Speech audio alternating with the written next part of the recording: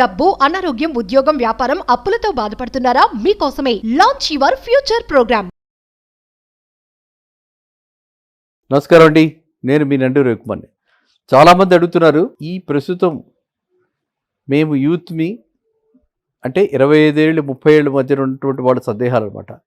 మాకు 50 లక్షలు రావాలంటే నెల నెల ఎంత సిప్లో పెట్టాలి, ఎంత సిస్టమేటిక్ ఇన్వెస్ట్మెంట్ ప్లాన్, ఈ మ్యూచువల్ ఫండ్స్ ఏవైతే అడుగుతున్నాయో, మ్యూచువల్ ఫండ్స్ ఏవైతే మనకు ఆఫర్స్ ఇస్తున్నాయో, ఆ మ్యూచువల్ ఫండ్స్ అన్ని మ్యూచువల్ ఫండ్స్ కూడా సిప్ అని systematic investment plan every month మనము ఎంత పెట్టుబడి పెట్టుకుంటే, ఎంత మనం కనుక సేవ్ చేస్తే నాకు 50 లక్షలు రాగలుగుతుంది అని చెప్పి అడుగుతున్నారు అనమాట.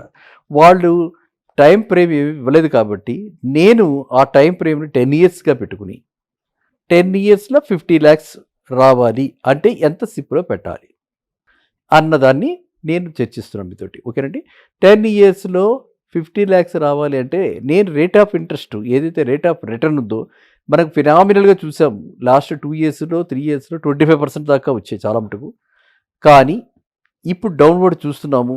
లాస్ట్ 4-6 months నుంచి మనం ఏం గమనిస్తున్నాము, మార్కెట్ ఓన్లీ గ్రాడ్యుయేట్గా తగ్గుతుందే తప్ప ఇది వరకట్లా పెరగట్లా. ఇన్ఫ్యాక్ట్ లాస్ట్ 6 monthsలో డబ్బులు పోగొట్టుకునే వాళ్ళు ఎక్కువ పోతున్నారు సంపాదించిన వాళ్ళకంటే. కాబట్టి ఈ మార్కెట్ కండిషన్స్లో ఇప్పుడు రివర్స్ ట్రెండ్ వచ్చింది కాబట్టి, అండ్ మనకి గ్రహాలు కూడా అనుకూలంగా లేవు.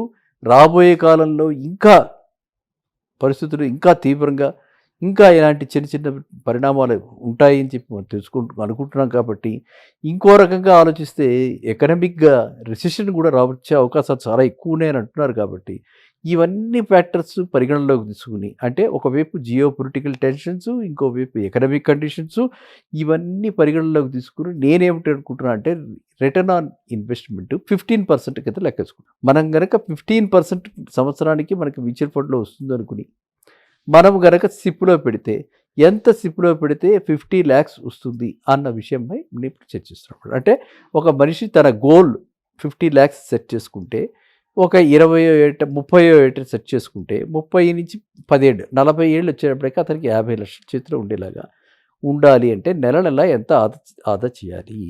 అది 15% కనుక ఇంట్రెస్ట్ అయితే, మనం అనుకున్నట్టుగా 15% రిటర్న్స్ వచ్చేటట్టయితే నెల నెల అతడు నా లెక్క ప్రకారంగా 20,000 రూపాయలు సేవ్ చేయాలి. నెలకి 20,000 రూపాయలు కనుక అతను సేవ్ చేస్తే ఏ స్కీమ్స్లో ఏ మ్యూచువల్ ఫండ్స్లో సేవ్ చేయాలన్నది అది ఇంకొక డిఫరెంట్ డైమెన్షన్. బట్ చాలా మటుకు అన్ని మ్యూచువల్ ఫండ్స్లో కూడా మిక్స్ ఆఫ్ మ్యూచువల్ ఫండ్స్ గతంలో చెప్పుకోవడం జరిగింది. Large cap funds, mid cap funds, small cap funds, మనము ఎమర్జింగ్ ఆపర్చునిటీస్ ఫండ్స్, ఇలా రకరకాల ఫండ్స్ ఉన్నాయి.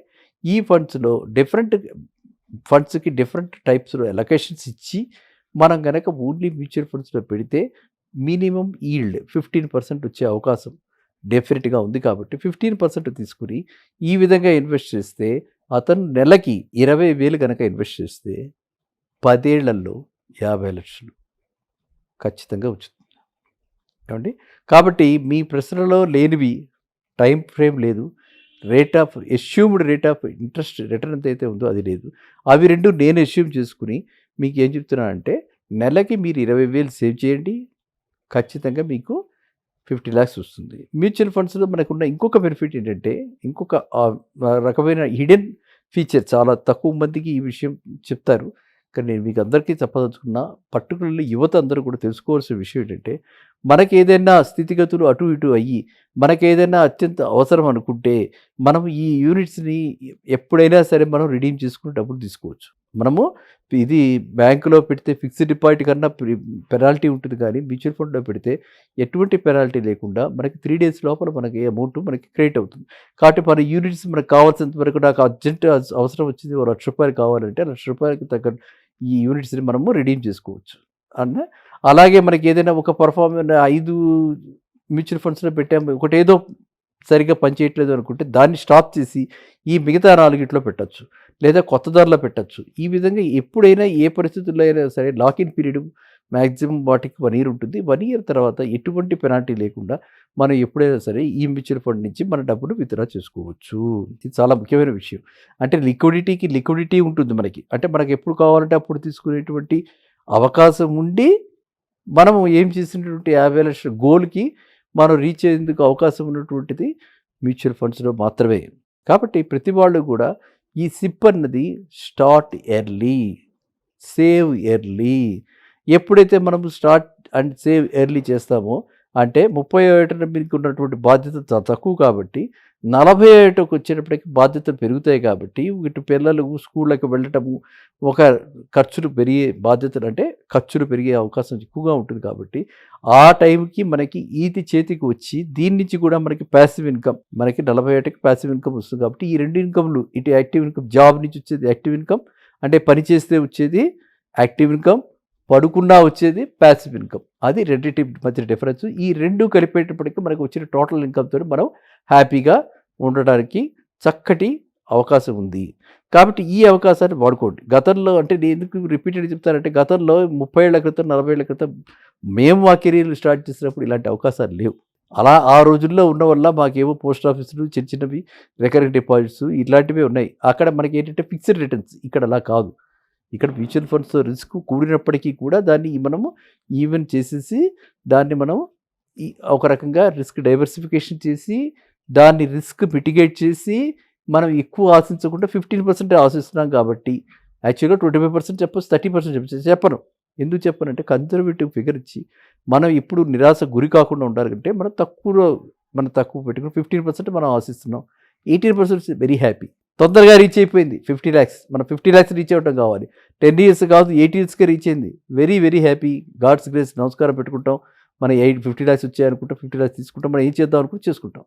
ఆ విధంగా అనమాట. అందువల్ల ఏంటంటే మనం ఎప్పుడు కూడా ఎక్స్పెక్టేషన్స్ లోగా పెట్టుకుని మనం ముందుకు వెళ్తే ఆనందం ఎక్కువ రావడానికి అవకాశం ఉంటుంది. కాబట్టి మీరంతా కూడా, అంటే ఇది నేను targeted youth 25 to 30 years career బిగినింగ్లో ఉన్నవాళ్ళు, అప్పుడే పెళ్ళిళ్ళైన వాళ్ళు, లేకపోతే పెళ్ళి కాని వాళ్ళు, పెళ్లి చేసుకుందాం అనుకుంటూ పెళ్లి కాని వాళ్ళు, ఎవరికైతే డిస్పోజబుల్ ఇన్కమ్ 20,000 మినిమం ఉందో వాళ్ళంతా కూడా ఈ విధంగా 50 లక్షలు సాధించడానికి 10 ఏళ్లలో మీరు పెట్టాల్సిందల్లా నెలకి 20,000 రూపాయలు. ఏ క్యాప్ 4 రకాలైనటువంటి ఫండ్స్లోనూ పెట్టండి. లార్జ్ క్యాప్లో, మిడ్ క్యాప్లో, స్మాల్ క్యాప్లో, ఎమర్జింగ్ ఫండ్లో, అన్ని 4గిట్లోనూ పెట్టండి. 4గిట్లోనూ బెస్ట్ పర్ఫార్మింగ్ వాటిలో పెట్టండి. ఫండ్ మేనేజర్ ట్రాక్ చేస్తూ ఉండండి. ఆ ఫండ్ మేనేజర్ కనుక మారితే మీరు కూడా కొంచెం షిఫ్ట్ అవుతూ ఉండండి. ఓకేనా? ఈ స్ట్రాటజీతో మీరంతా కూడా హ్యాపీగా, హ్యాజిల్ ఫ్రీగా 50 లక్షలు 10 ఏళ్లలో 20,000 నెలకి జమ చేసి సంపాదించుకోండి. మళ్ళీ కలుద్దాం నెక్స్ట్ వీడియో. నమస్కారం.